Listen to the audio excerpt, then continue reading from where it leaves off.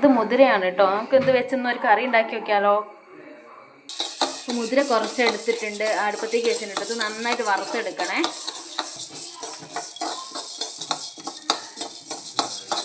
അത് വറുത്തെടുത്തിട്ടുണ്ട് കേട്ടോ. അതൊന്ന് തണഞ്ഞിട്ട് നമുക്ക് മിക്സിൻ്റെ ജാറിലേക്ക് ഇട്ട് കൊടുക്കേ. ഇത് നന്നായി തണഞ്ഞ് വന്നിട്ടുണ്ട്. അതിനത് നമുക്ക് മിക്സിൻ്റെ ജാറിലേക്ക് ഇട്ട് കൊടുക്കാം. ഇത് മിക്സിൻ്റെ ജാറിലേക്ക് ഇട്ട് കൊടുത്തിട്ടുണ്ട്. ഇതൊന്ന് ജസ്റ്റ് അടിച്ചെടുത്തിട്ട് ഒന്ന് തോല് പോക്കാൻ വേണ്ടിയിട്ടാണ്. ഇങ്ങനെയാട്ടോ അടിച്ചെടുക്കേണ്ടത്. ഇതിൻ്റെ തൊലിയൊക്കെ കളഞ്ഞെടുത്തിട്ടുണ്ട്. ഇനി ഇതൊന്ന് തിളച്ച വെള്ളത്തിലിട്ട് പൊതിർത്തി എടുക്കാം കേട്ടോ.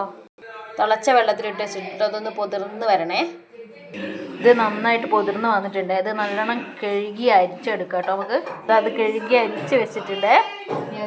ഇതിലേക്കുള്ള തേങ്ങ നേരത്തെ അരച്ച് വെച്ചതായിരുന്നേ. ഇനിയിപ്പോൾ നമ്മൾ അരിച്ച് വെച്ച ഈ മുതിര എടുത്തിട്ട് ഈ തേങ്ങയിലേക്ക് ഇട്ടിട്ട് ഒന്ന് ജസ്റ്റ് അടിച്ചെടുക്കാം കേട്ടോ. ഇത് അടിച്ചെടുത്തിട്ടുണ്ട്. അതങ്ങനെ കേട്ടോ ഉണ്ടാവുക അടിച്ചാൽ. ഇനി നമുക്ക് കുറച്ച് വെള്ളം എടുത്ത് അടുപ്പത്ത് വെച്ചിട്ട് അതിലേക്ക് മുളക് പൊടിയും മഞ്ഞൾപ്പൊടിയും ഉപ്പും പച്ചമുളകും കൂടെ ഒന്ന് തിളപ്പിച്ചെടുക്കാം കേട്ടോ.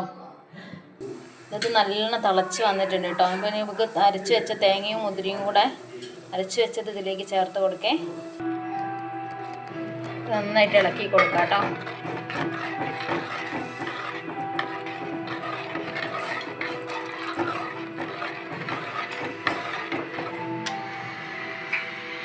ഇത് കുറുകി വരുന്നവരെ ഇളക്കിക്കൊണ്ടിരിക്കണം കേട്ടോ.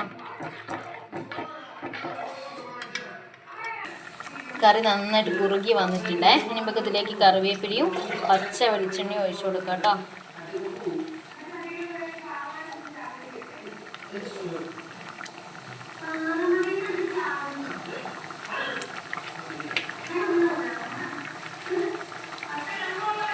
പച്ച വെളിച്ചെണ്ണ അത്യാവശ്യം ഒഴിക്കുന്നുണ്ടോ, അതാണ് ഈ കറിയുടെ ടേസ്റ്റ് വരുന്നത്.